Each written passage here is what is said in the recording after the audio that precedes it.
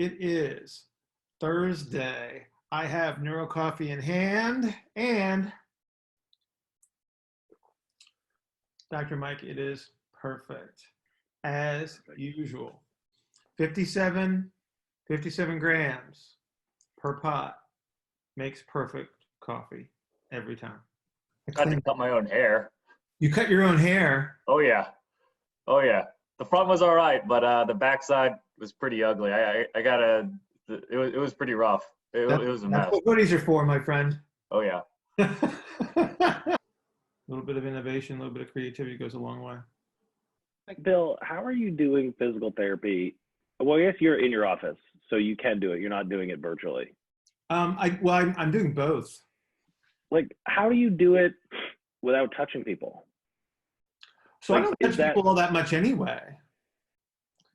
You know, so when we look at a hierarchy of treatment, like hands-on stuff is rarely the first intervention. I won't say it never happens, but it's rarely, because my goal is everything that I perceive as the effect is a learning-based effect, right? So anything that the patient can produce themselves is ideal, because then they are learning, right? So they are promoting their own sensory input, they process it, and then they spit out the output, and that's what I measure. It's like, okay, did we get the effect and change that we intended based on that intervention? So most of what I do anyway is I coach, you know, and so if somebody would need another sensory input, physician can do it.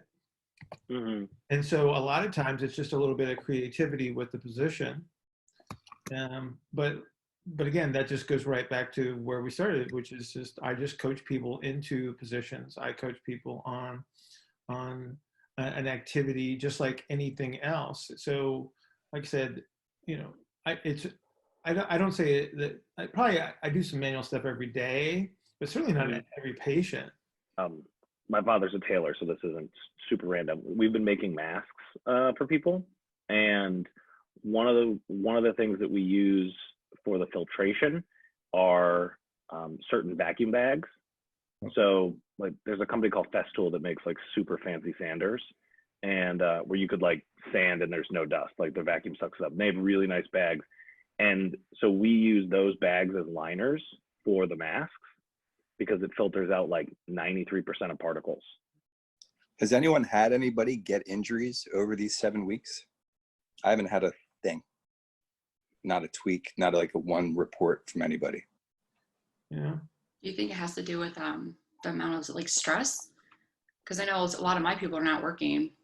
Yeah. And they have actually like lost weight and, you know, enjoying life a little bit and able to sleep and be decompressed. That, you know, that's a really good question. It's like, you know, so there's certain stressors that are associated with this whole thing, right?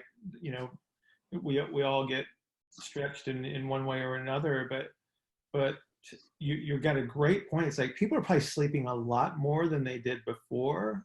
Yep. Either intentionally or unintentionally, because they have the capacity to now.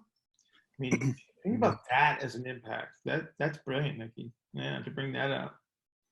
I thought about that too. I have a client who travels all the time, usually internationally, and has not been doing any travel as a result lately. Is it the person that I would know? Yeah. Okay. And so he like generally has had some problems. We've run into some resistance getting results in certain areas. Right. And I've always said it's the disruption of the circadian rhythms and the stress from travel is such a big issue. We can't. Oh yeah. He's a time traveler. Yeah, and so he hasn't been doing any travel, but there's actually been some other really stressful things happening in his life currently, but the weight is like gone. And it was so interesting to see how there could be an intense life stressor, but not this physical travel stressor where there's like extreme time zone change on a consistent basis. Yeah. Like how the body is responding to different kinds of stress. And it's been really interesting. So yeah, Nikki, I think you're right. Like people are experiencing, not that everybody's living a stress-free life, but they're experiencing different kinds of stress maybe. And it's interesting for me to see the kinds of stresses that are permissive for weight loss and not permissive for weight loss. I'll be interested to see kind of how this whole learning thing goes for the kids. As far as, Steve, do you have any input on that? Because I would be curious to see if the kids are actually, adapting to this style of education and then maybe flourishing a little bit because of it. I think it's a mix. I think it has to go a lot with socioeconomics a little bit. We're seeing that within our school district, where I think you have a group of kids that are starting to get outside, and I think, like you guys are all saying, there's a huge health benefit I think that's coming out of this. But I also think it's also very socioeconomic, where I think on the lower side of things, kids are really having issues adopting because they're taking care of siblings. There's a lot of other environmental factors that are coming into this. Right. So I think we're seeing the good, but then I think we're seeing some of the rough stuff as well in our school district. So I don't know. I think a lot of kids are thriving. It's kind of interesting. It's kind of like this almost 80-20 split we've got going, but it's like 25-30% are fully participating. And then it's like, we're trying to get this other 70-75% to kind of buy in and get themselves into a routine. Dr. Mike, how real is this carnivore diet that's now trending?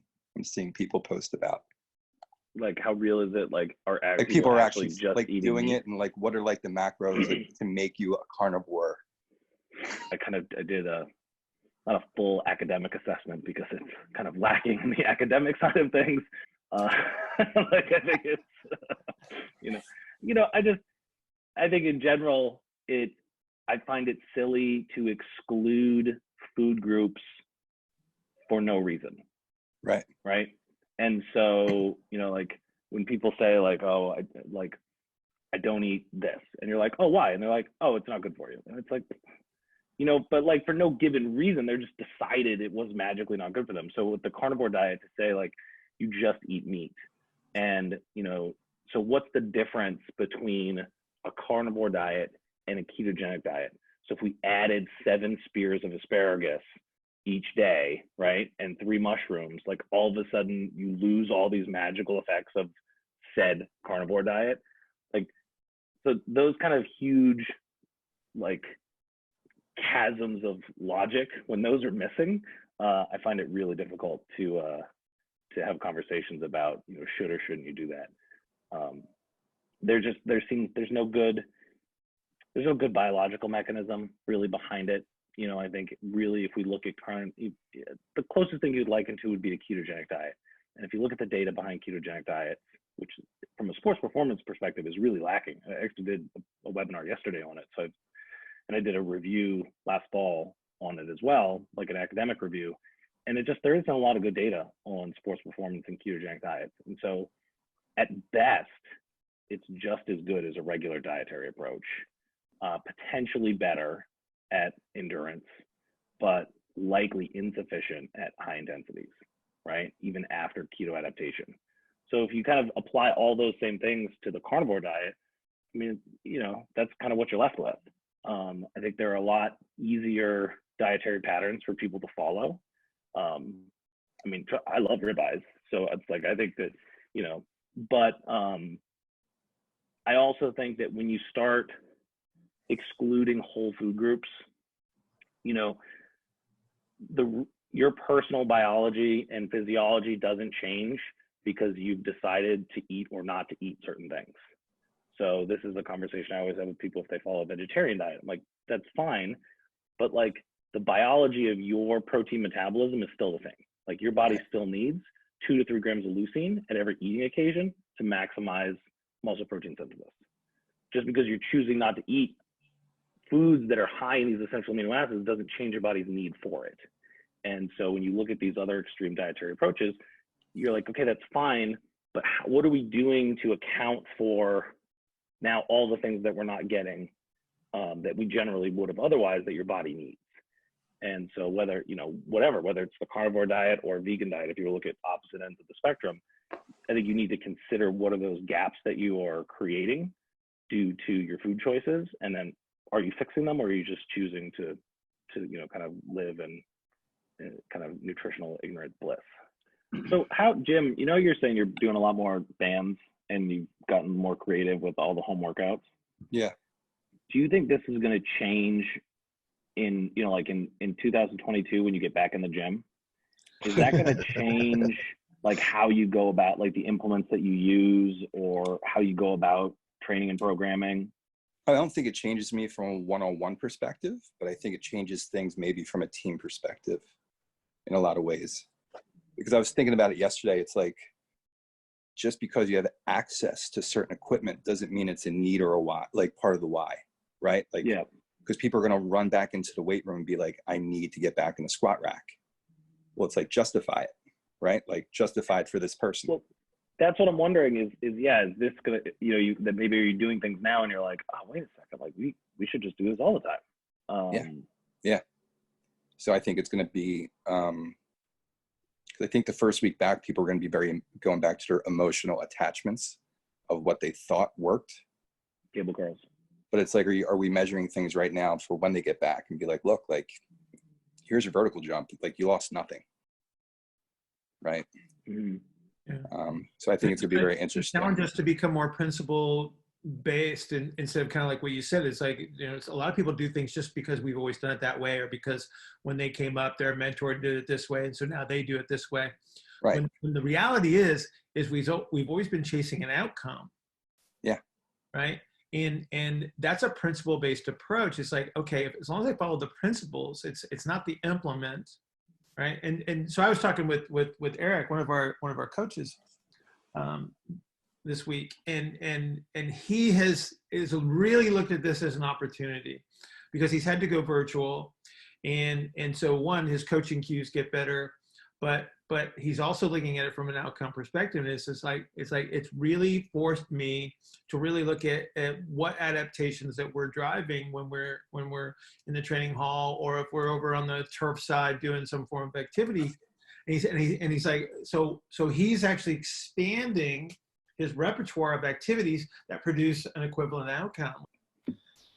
Yeah, I think it's gotten us to really tighten up our progressions, and really kind of have it dialed in where it's like, okay, we're moving through our steps, and if we can not be so fast to try to rush, as coming from a strength coach, to rush under the bar, and how much can we glean, how much can we get out of them before we need to add that extra stressor. Right. I'm really liking this period because our clients are between the ages of 45 and 65, and we have some outliners that are 23. We do have like some 75-year-olds, but the group of people that I have taken on, we're getting really back to the basics. Like, we're goblet squatting, we're doing lunge, we're doing bodyweight stuff, we're doing banded rows or whatever we can do. We're not loading them up. And I think they're actually seeing they're more comfortable in a sense that they're not feeling banged up when they leave, or the next day their recovery is down. And, even though their stress level's a little bit less because they're not working as much, but we're able to get back to the basics of what they actually need.